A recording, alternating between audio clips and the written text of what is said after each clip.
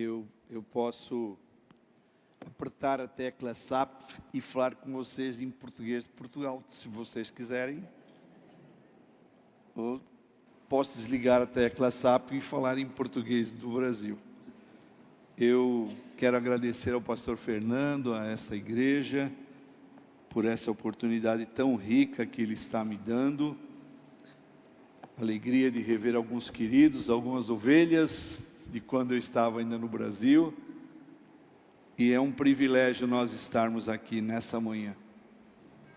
Vocês que talvez não conheçam a realidade da Europa, não imaginam que a grande maioria das igrejas em Portugal, elas se resumem a 20, 30, quando no máximo 50 pessoas. Então ver um povo bonito como esse reunido é algo assim que nos faz louvar o nome do Senhor. Eu quero partilhar com vocês sobre um tema. A compaixão é o que move a igreja a fazer missões. Eu queria saber da técnica aí, se eu posso sair do X. Pode? Então tá bom. Porque eu gosto de vez em quando dar uma mexidinha. O texto que eu quero tomar para como base da nossa reflexão, nesta manhã, se encontra nas palavras de Jesus relatadas no Evangelho de Mateus, no capítulo 9, no verso 36. Enquanto eu orava, enquanto eu processava na minha mente, tentando entender aquilo que Deus tem para esta igreja, aquilo que Deus tem para a igreja dele no mundo, Deus colocou no meu coração esse texto onde Jesus, o evangelista Mateus, escreve o seguinte: vendo ele as multidões, compadeceu-se delas, porque estavam aflitas e exaustas como ovelhas que não têm pastor.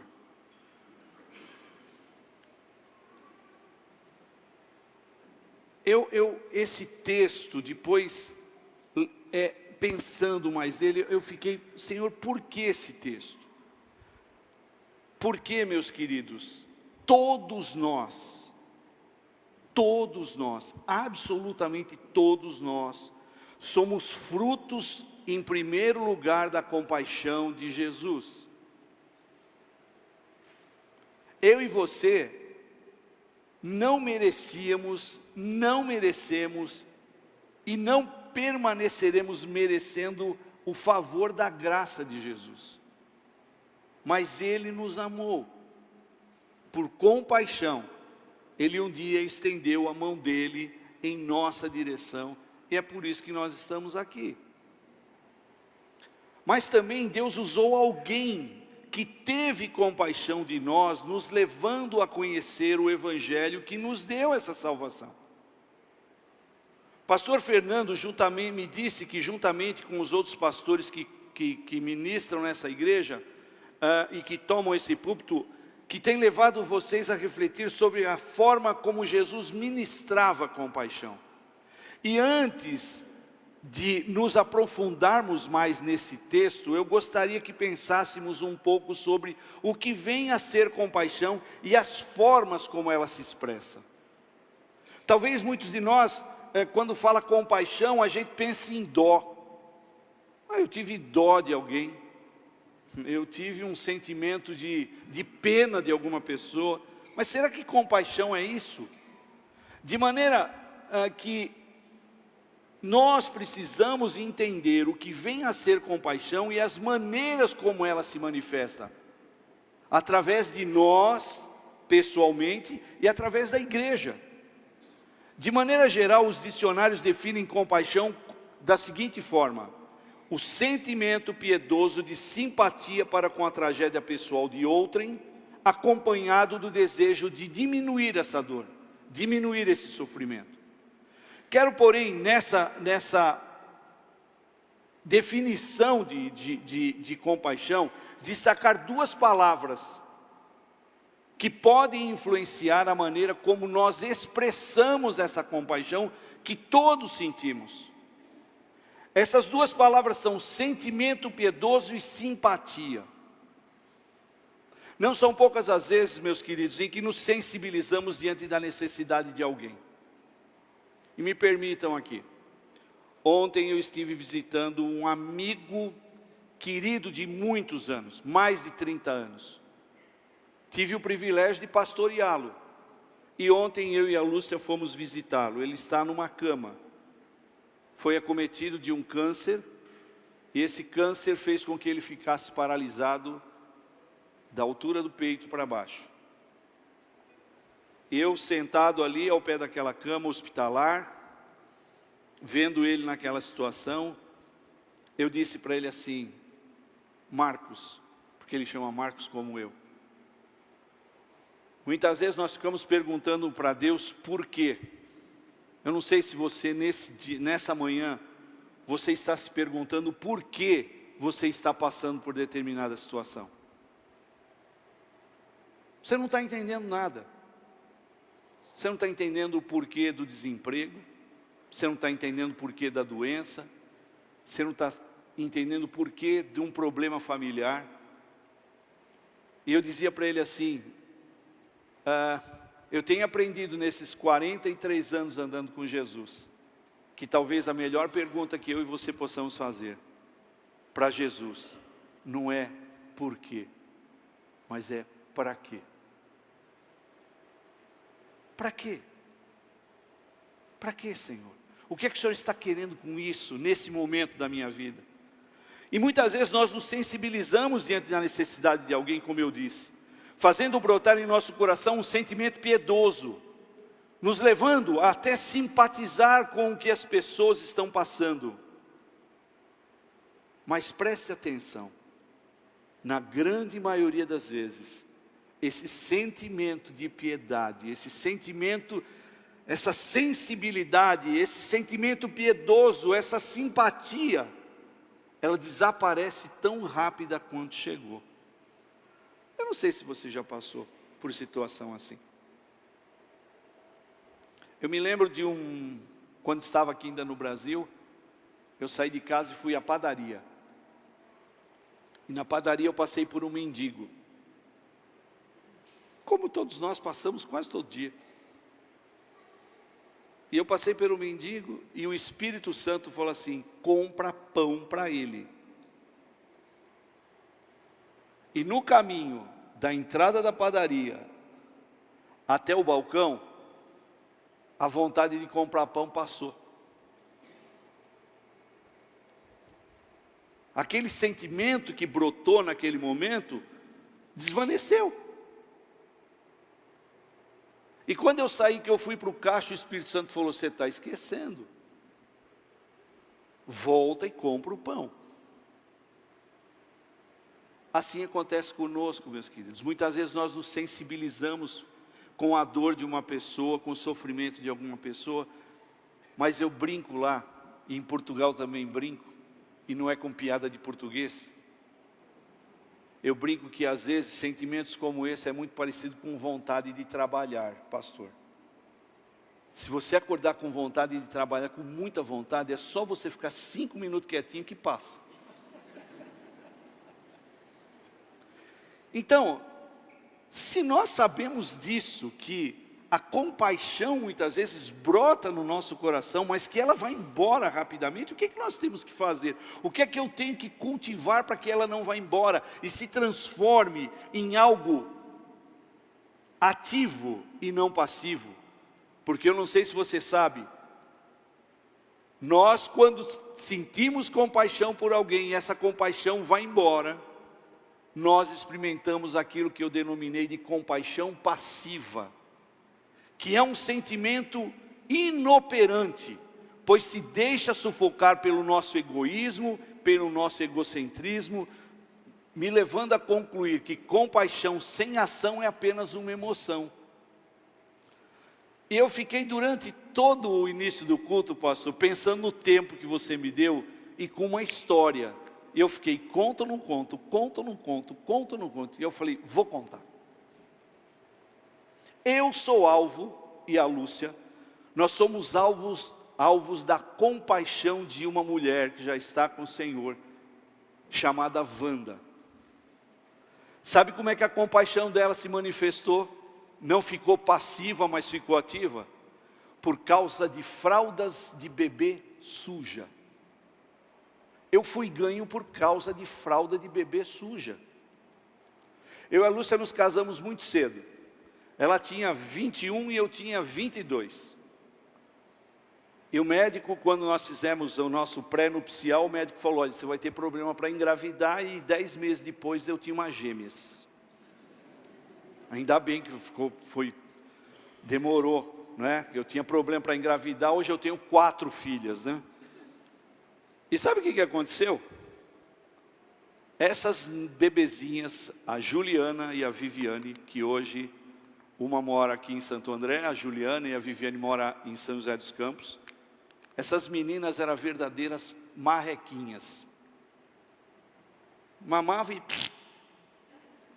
mamava e... E o que aconteceu?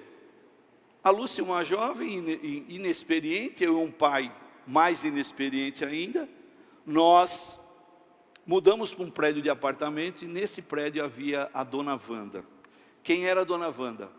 Uma senhora bem robusta, maravilhosa, que se compadeceu da Lúcia e de mim. E hoje, mamães, vocês são privilegiadas pela tecnologia. É só embrulhar, né? Nós estivemos agora em Curitiba na última quinta, e nós fomos na quinta e voltamos na sexta, para ver o nosso netinho, o Bento. O Bento fez um mês, agora dia 17, e você pegava ele no colo. E aí a Flávia só pegava, embrulhava e punha outra, né?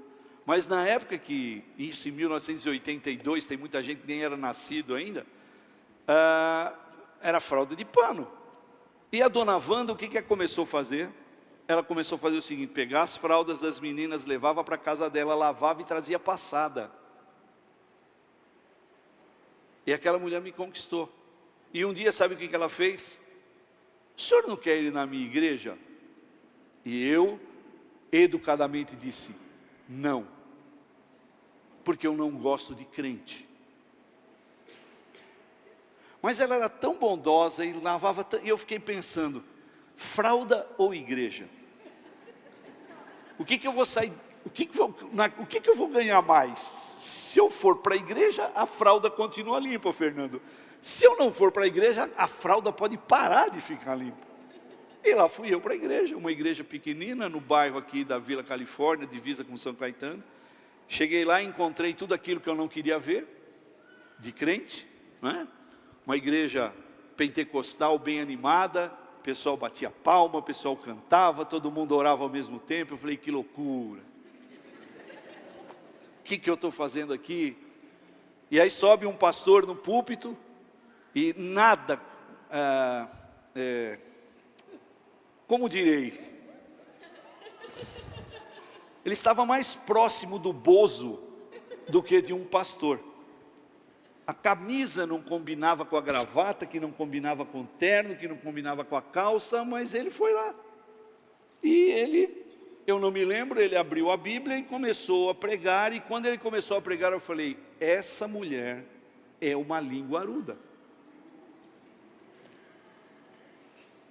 Ela no trânsito lá em casa, ela deve ter percebido alguma coisa errada que eu estou fazendo, e ela contou para o pastor. E o pastor abriu a Bíblia, e o que ele fez? Só faltou apontar o dedo, é para você. E eu era, viu pastor? Eu era barbudo e cabeludo. Não era o nosso caso. Resumindo, meus queridos, um ano depois, Jesus me pescou. Jesus pescou a Lúcia. E foi pescando as gêmeas, foi pescando a Mariana, que hoje mora na Austrália, foi pescando a Flávia, que mora em Curitiba. E sabe como é que começou?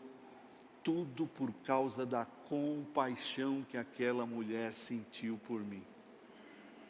Talvez, meu querido, talvez, minha querida, nessa manhã você veio aqui e você está se perguntando o seguinte, como é que eu posso expressar compaixão por alguém?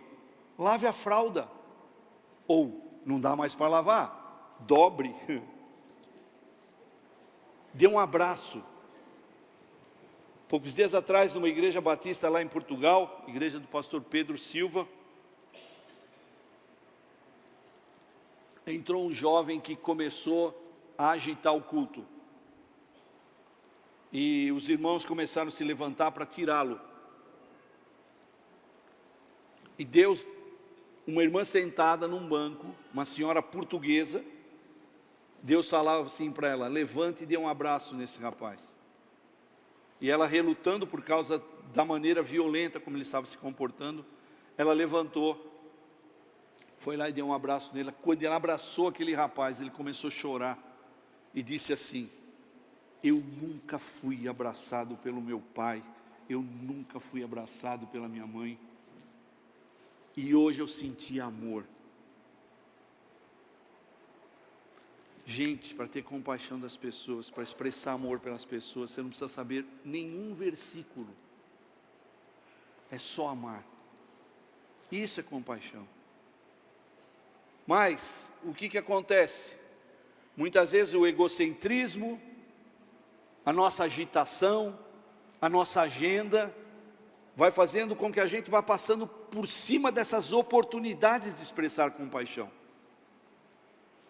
O contexto que tomei como base nos relata depois que Jesus, depois de terminar o sermão que chamamos de Sermão do Monte, multidões passaram a seguir Jesus, expondo a ele as suas mais variadas necessidades.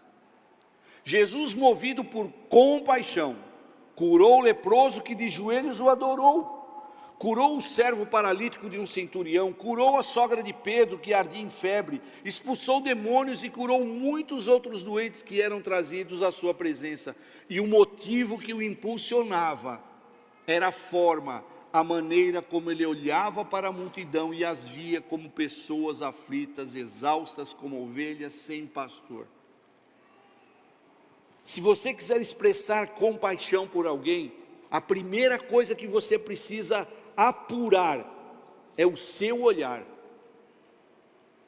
Nós estamos vivendo, infelizmente, nós estamos vivendo talvez a pior época, se tratando de humanidade. As pessoas estão voltadas para elas, as pessoas estão interessadas nelas, estão preocupadas com elas. Mas Jesus olhava com compaixão por essas pessoas, ele não as via como simples pessoas necessitadas, eles olhavam para elas como ovelhas que não têm pastor. Eu creio que aqui, meus queridos, na altura dessa nossa reflexão, nós precisamos responder algumas perguntas. Como temos olhado para as pessoas à nossa volta? Como é que você tem olhado para as pessoas à sua volta?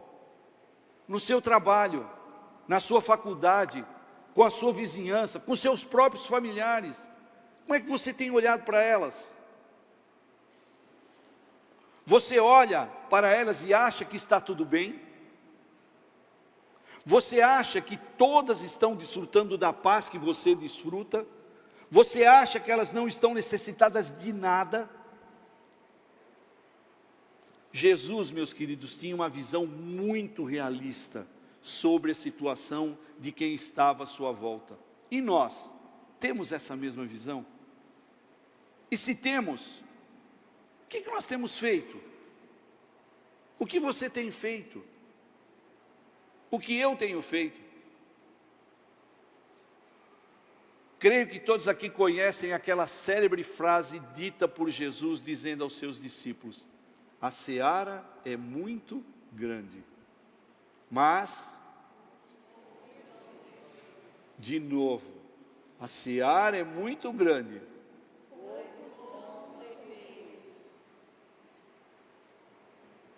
Poucos são ceifeiros?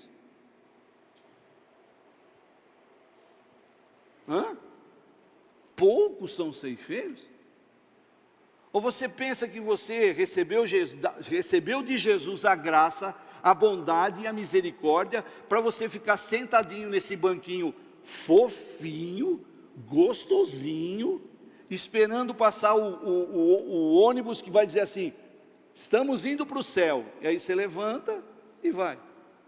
Você acha que foi para isso que você foi chamado? E lá vai mais uma outra historinha, pastor, tá? Ano de 2016, sou convidado por um pastor, missionário que a nossa igreja apoiava, para ir conhecer um trabalho que ele estava fazendo em Pádua, na Itália. E lá fui eu e a Lúcia para a Itália. Estávamos na Itália, ele recebe um telefonema da Croácia. E ele fala assim: olha, eu tenho que ir até a Croácia, você quer ir comigo? Eu falei: vou, estou passeando, não é? Lá vou eu para Zagreb. Quando chego na rodoviária, eu e a Lúcia, com ele e a esposa, um missionário inglês vem nos receber e fala assim: do you speak English? Eu falei assim: more or less. Ele vira e fala assim: não tem problema, eu falo baiano. Inglês falando baiano? Falei: como você fala baiano? Não, estou aqui trabalhando com um missionário baiano e já aprendi a falar o baianês. Falei: ótimo. Vou conhecer o missionário baiano. Doido da pá virada. Tem um sonho, Deus dá para ele um sonho, dizendo: vá para Zagreb. Ele fecha a empresa dele. Pega a esposa com 3 filhos, sem falar inglês e nem o croata. Vai para lá.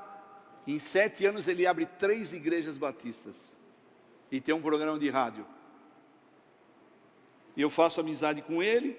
2017, estava compartilhando com o pastor Fernando, vou fazer um exame que todos vocês homens precisam fazer, que é sabe?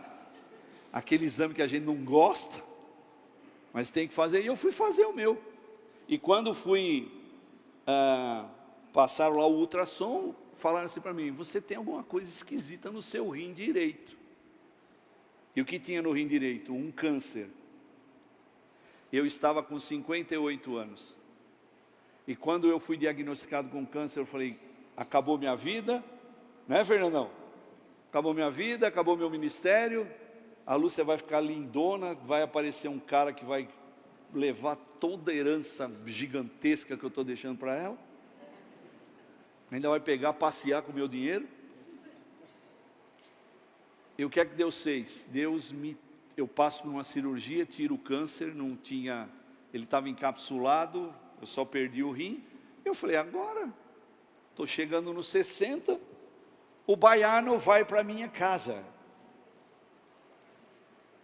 E diz assim para mim: ó, pastor, eu estou pensando que o senhor podia ir para Portugal. Eu falei: mas por quê? Ué, o senhor é descendente de português, e minha mãe está precisando de um missionário lá. E lá fui eu para Portugal, 6 anos e 3 ou 4 meses que nós estamos lá, vendemos tudo que a gente tinha, a nossa vida de 45 anos fizemos agora em setembro de casados. Essa mulher sortuda, né? 45 anos, com essa coisa linda aqui. Tudo se resumiu a 2 malas de 25 quilos. E sabe o que me moveu? Compaixão. Comprei a casa dos meus sonhos, lá em São José dos Campos. Fui visitar a casa um dia, minha irmã. E quando eu estou saindo da casa, eu virei no carro, falei para ela: cara, é a casa dos nossos, para passar a aposentadoria. O Espírito Santo falou assim para mim: tem um português lá, que vai vir para mim, através de você. Se você não for, ele não vai. Na pandemia, nós conhecemos um menino chamado Tiago. No último grau de depressão, pela internet, nós começamos a falar de Jesus para esse rapaz. E hoje, ele é o meu português. Batizado, salvo em Jesus Cristo. Sabe por quê? Por compaixão. Por compaixão. Jesus olhou e viu aquela multidão como ovelha sem pastor, e de repente ele fala assim: a seara está grande, mas poucos são os ceifeiros. Frase essa que ele disse logo após se compadecer daquelas pessoas que ali estavam. E eu pergunto para você, você consegue perceber a seriedade dessa afirmação feita por Jesus, de que a seara é grande, e é grande mesmo, e poucos são os ceifeiros. Meu querido, pelo amor de Deus, não saia daqui nessa manhã da mesma maneira que você veio. Existe alguém perdido nesse mundo, que você precisa se achegar a ele. Não é outra pessoa, não é o missionário, não é o pastor, é você, e ele já está do seu lado. Ele já está do seu lado. O grande problema é que você está com seus olhos fixos na sua agenda, você está com seus olhos fixos nas suas prioridades. Mas, meu querido, eu já tenho estou indo para os 67 anos de idade. Parece menos, né? Não é nada, é mentira, não parece não. Eu nunca vi caixão com gaveta. Você já viu caixão com gaveta? Essa gaveta aqui é para colocar a chave dos carros que eu tenho. Essa daqui é para colocar a coleção de relógios que eu tenho. Essa daqui é para colocar as escrituras das casas que eu tenho. Você já viu isso?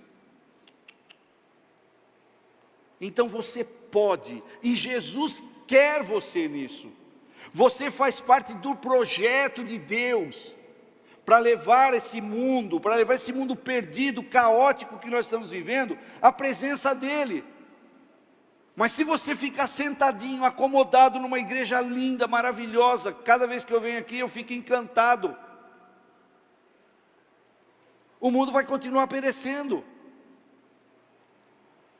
Pessoas vão continuar morrendo, indo para o inferno, sem conhecer Jesus.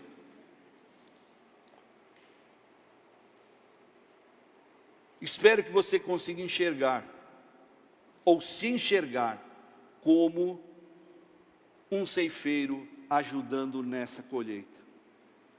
Mas eu quero destacar aqui 3 pontos, porque pastor batista bom tem que ter 3 pontos. Não é, Fernando? A gente não aprende muita coisa na faculdade não, mas aprende que tem 3 pontos na pregação. Mas vamos lá, o primeiro. Jesus diz que a seara, isto é, a colheita é grande, mas ninguém colhe antes da colheita estar pronta. Isso quer dizer que o trabalho a ser feito já está feito. Nós não precisamos ficar, como é que eu vou explicar isso para você? Já existem pessoas que estão plantando, estão cultivando, pessoas que já jogaram as sementes. Agora, qual é o teu trabalho? É ir lá e colher. Mas, o que acontece? Nós precisamos tomar um cuidado muito grande.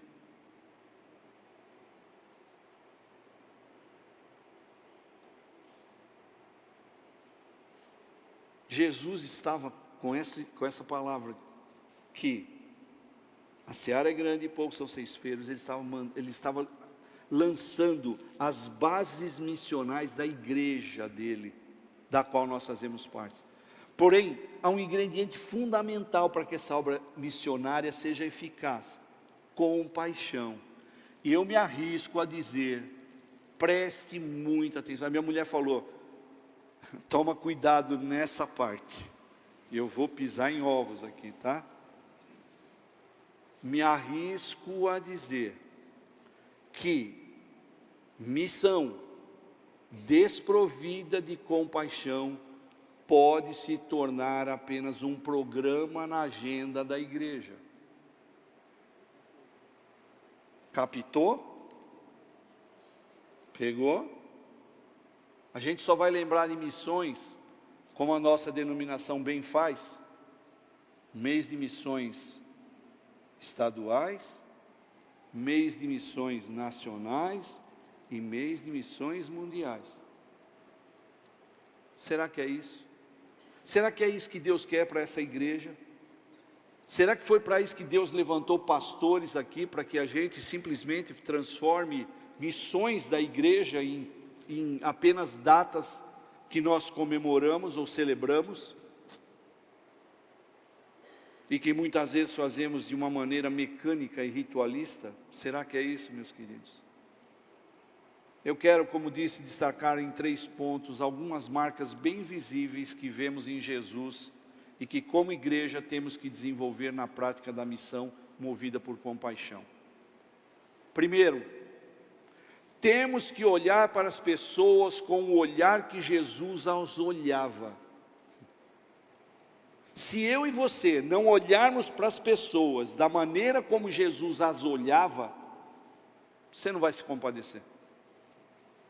Você vai ter pena, você vai ter dó, mas você não vai se compadecer a esse nível. Jesus, o texto diz, vendo ele as multidões, compadeceu-se delas. Quando olhamos as pessoas com o olhar de Jesus, não conseguimos ficar mais indiferentes e passivos, pois é a compaixão que nos move a ajudá-las e socorrê-las. Jesus não conseguia olhar para as pessoas e simplesmente ficar indiferente e passivo. Dona Luísa. Quem é Dona Luísa? Dona Luísa é uma senhora, a igreja que nós ajudamos lá em Portugal tem um bazar beneficente. Dona Luísa é uma senhora que mora a 50 metros da igreja, está com 78, né? 78 anos, ela sofre de diabetes, ela perdeu alguns dedos do pé, então ela anda o que lá para nós, vocês aqui falam muleta, né? Para nós lá chama canadiana. Não me pergunte por quê. É canadiana. Então o que acontecia? Nós estávamos lá, eu e a Lúcia servindo como voluntários nesse bazar, e Dona Luísa, eu já escutava, eu ficava sentado, escutava assim, toque, toque, Dona Luísa vem vindo. E lá vinha ela. Ô pastor, como é que está? Muito bom dia. Está bonzinho hoje? Está tudo bem? Posso assentar-me um pouquinho? Pode, senta aí, Dona Lúcia. E sentamos, eu e a Lúcia, conversávamos, ela contava as histórias e tá. Um belo dia ela vira para mim e fala assim, ó pastor, eu quero esse Jesus de vocês para mim, ó. Eu não sei o que é que tem em vocês. Tu tens um sorriso bonito. Eu gosto muito de estar aqui. Quando eu vim para cá eu sinto uma paz. E eu queria esse Jesus para mim. Falei, está bem, Dona Luísa. Vamos batizar a senhora. E como é que você batiza uma senhora de 71 anos no inverno de Portugal? Pensei até em virar presbiteriano, pegar canequinho. Aí conseguimos uma cabeleireira que tinha uma casa com piscina aquecida.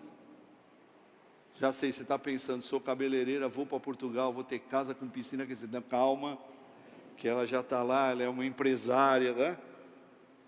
Vamos lá e batizamos a Dona Luísa. Só que Dona Luísa já há 30 anos mora com o marido, que ela só mora. Ela faz a comida dela e ele faz a dele. Ela lava a roupa dela, ele lava a roupa dele. E aí sabe o que aconteceu? No dia do batismo, quem estava lá? O marido dela. Saiu de lá transformado. Que coisa mais bonita estão a fazer, ó. Nunca fizeram isso para minha esposa. Nós havíamos feito uma promessa para ela quando nós a conhecemos, que eu ia levar ela na praia. Eu falava, nada de topless, Dona Luísa, por favor. E eu fui levá-la na praia. Catei ela com a canadianinha que afundava na areia, coloquei ela no mar assim, e quando a água começou a bater, ela levantou as mãos para o céu e dizia assim, ó meu Jesus, muito obrigado, eu pensei que ia morrer e nunca mais ia pisar nas águas do mar, ó. Muito obrigado. Sabe por que eu levei ela para a praia? Compaixão. Abri mãos da minha agenda, da agenda dela, que é super complexa. Compaixão.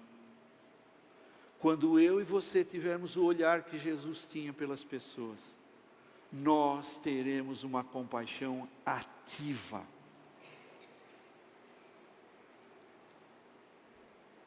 Um olhar compassivo deixa-nos deixamos de ser apenas simpáticos às necessidades das pessoas e passamos a ser empáticos, indo ao seu encontro e agindo. E isso que percebemos nas atitudes de Jesus. Eu já sei quando toca a musiquinha pode acabar, né?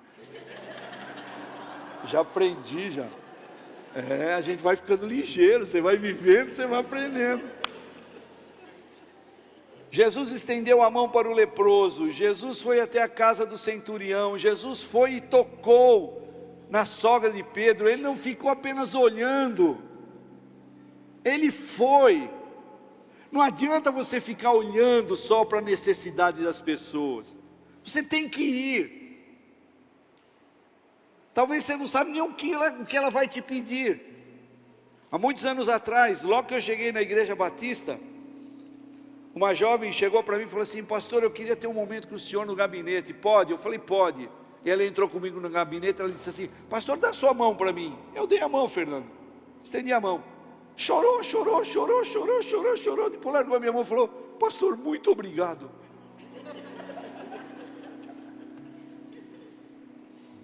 Talvez tenha alguém precisando de segurar a sua mão, só a mão. Talvez tenha alguém precisando do teu ouvido, só ouvir. Deixa a pessoa falar, deixa ela desabafar. É isso. Jesus olhava as pessoas com um olhar diferente. Segundo, temos que ter a visão realista que Jesus tinha, porque estavam exaustas e aflitas. Nossa inércia muitas vezes é fruto do nosso comodismo, de tentar minimizar a gravidade da situação à nossa volta para nos isentar da responsabilidade de fazer alguma coisa. Se tem uma raça de preguiçoso, é crente. Ele se contenta com a salvação, ele se contenta em vir para o culto, como foi falado aqui. A hora que o menino começou a falar, minha mulher já puf no meu rim. Nesse eu não tenho, puf. Olha o que o rapaz da adoração está falando. Deixa de ser crente de domingo. Qualquer um pode ser crente de domingo. E durante a semana, como é que é a sua vida? Como é que é a sua relação com Jesus? O quanto que você ora? Ah, mas eu não tenho tempo. Você não tem tempo, caramba que você não tem tempo. Você não sai do celular. É TikTok, é tec-tec, tuk-tuk, tudo que tiver coisa você está vendo. Aí depois eu não tenho tempo para ler Bíblia. É lógico que você não tem tempo. Você está seguindo. Gente, você quer me matar? Eu estou seguindo fulano. Cara, tem um só que você tem que seguir: Jesus. É só Ele, cara. O tempo que você fica gastando para ver, nossa, onde é que ela foi? Olha o perfume que ela comprou. Olha a bolsa que ele comprou. Não, você não. Olha a bolsa. Cara, a gente se incomoda que a gente quer. Eu quero seguir alguém. Segue Jesus, cara. Dá tempo para Ele. A gente precisa parar de ser comodista e arrumar desculpa para, eu não estou fazendo porque eu não tenho tempo. Você tem tempo, sim. Jesus conseguia penetrar no âmago das pessoas à sua volta e ver sua aflição, sua exaustão, seu olhar ir além das aparências externas. E como as pessoas escondem suas aflições e exaustão atrás de um falso bem-estar, atrás de uma falsa imagem de que está tudo bem, quando na verdade não está. E olha, se tem um lugar que tem mentiroso, é a igreja. Chega na igreja, vai cumprimentar: irmão, tudo bem? Tudo bem? Tá bem nada, cara. Mas eu vou demonstrar que hoje eu estou fraco, que hoje eu estou vacilante. Temos que estar atentos e disponíveis para ouvir os gemidos das almas, percebendo suas dores e necessidades, pois nós seremos aqueles que vão trazer calma ao aflito e alívio para o exausto, através de uma palavra, de um abraço e até de ouvi-los.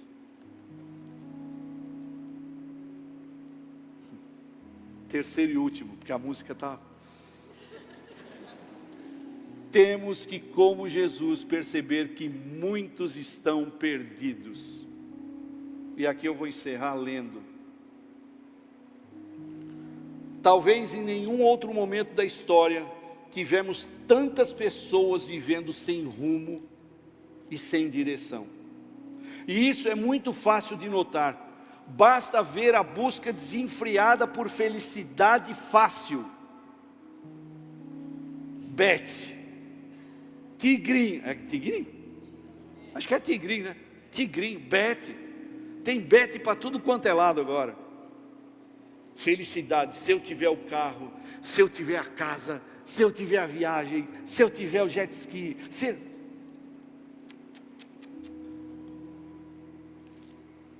Isso, pessoas buscando alívio, através de realização, não importante o caminho que vão tomar para alcançá-las.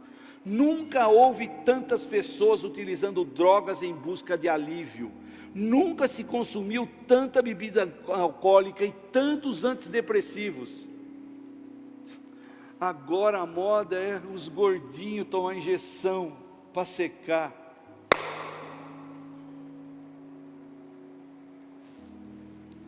Meu Deus, tem misericórdia.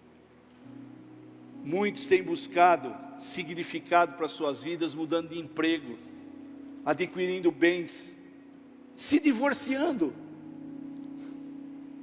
levando a um aumento do número de famílias desfeitas. Há hoje uma carência de pessoas que possam servir de referência e orientação saudável para outras. E isso tem provocado um vagar sem rumo pela vida. Por isso Jesus usou a figura ovelha sem pastor. Jesus teve compaixão dessas pessoas e foi em direção a elas afirmando: vinde a mim todos cansados e oprimidos e eu vos aliviarei. E sabe quem é que vai levar as pessoas até Jesus? Não é anjo, é você. Os que estão cansados dessa vida, os que estão oprimidos nessa vida, só chegarão a Jesus se eu e você sairmos da passividade e termos compaixão ativa. Quero encerrar essa reflexão, não por causa da música, e nem com uma frase de efeito algo profundamente teológico, mas com algumas perguntas. Eu adoro fazer perguntas, eu adoro levar pessoas a pensar. O quanto, como igreja e individualmente, temos nos compadecido das pessoas à nossa volta. O quanto você, como pessoa, tem se compadecido ativamente pelas pessoas. O quanto essa igreja tem se compadecido das almas aí fora de uma maneira ativa. A compaixão que eu e você estamos sentindo, a compaixão que essa igreja está sentindo, ela é ativa ou é passiva? E como igreja, o quanto temos expressado compaixão pelos sem Jesus? Jesus é e continuará sendo nossa referência em relação à compaixão, e cabe a nós sermos seus imitadores. Que Deus nos dê um coração como o de Jesus, um coração compassivo, que nos leve a cumprir a missão que Ele mesmo nos delegou: ir pelo mundo pregando o seu Evangelho a todos. Amém?